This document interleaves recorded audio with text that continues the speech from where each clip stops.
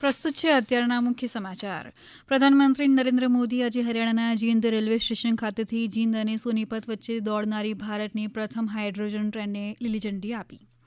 પ્રધાનમંત્રી નરેન્દ્ર મોદી પંજાબના જલંધરમાં 5,470 કરોડથી વધુના રેલ અને રોડ ઇન્ફ્રાસ્ટ્રક્ચર પ્રોજેક્ટનું ઉદઘાટન કરશે.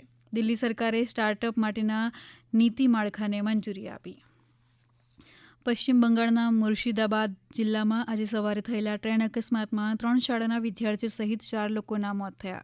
મણિપુરમાં સુરક્ષા દળોએ છેલ્લા 24 કલાકમાં અલગ અલગ કાર્યવાહીમાં 2 આતંકવાદીઓની ધરપકડ કરી છે. ગુજરાત એટીએસે જૈશ એ મોહમ્મદના 5 આતંકવાદીઓની ધરપકડ કરી છે. Directorate general of maritime administration ડીજીએમએ આગામી સૂચના સુધી હોર્મુઝ સ્ટ્રેટમાંથી પસાર થતા જહાજો પર ભારતીય નાવિકોને તૈનાત ન કરવા નિર્દેશ આપ્યો છે. અમેરિકાના રાષ્ટ્રપ્રમુખ ડોનાલ્ડ ટ્રમ્પ ફિફા ફૂટબોલ વિશ્વકપ ફાઇનલ નિહાળવા માટે રવિવારે ન્યૂજર્સી સ્ટેડિયમમાં ઉપસ્થિત રહેશે.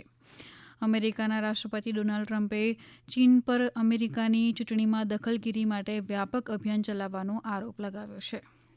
રાજ્યના આદિજાતિ વિસ્તારોમાં કુપોષણ વિરોધી લડતમાં મહત્વની ભૂમિકા ભજવતી દૂધ સંજીવની યોજના હવે રાજ્યના તમામ આદિજાતિ આઈસીડીએસ બ્લોકમાં લાગુ થઈ ગઈ છે.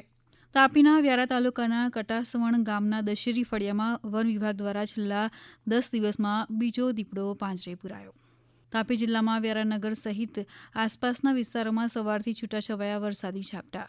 સરહદી કચ્છના સિરક્રીક વિસ્તારમાં સીમા સુરક્ષા દળના પાકિસ્તાની બોટ ઝડપાતા સુરક્ષા તંત્રો સતર્ક બન્યા. રાજ્યમાં રમતગમત વિભાગ દ્વારા કલા મહાકુંભ 2026-27નું આયોજન કરાયું છે. રસ ધરાવતા ઇચ્છુક ઉમેદવારો 7 ઓગસ્ટ સુધી ફોર્મ ભરી શકશે. ભારતે એશિયન અંડર-19 અને અંડર-23 બોક્સિંગ ચેમ્પિયનશિપમાં 2 સુવર્ણ અને 3 રજત ચંદ્રક જીત્યા. મુખ્ય સમાચાર પૂરા થયા. હવે પછી આપ બપોરે 1:20 રાષ્ટ્રીય સમાચાર સાંભળી શકશો.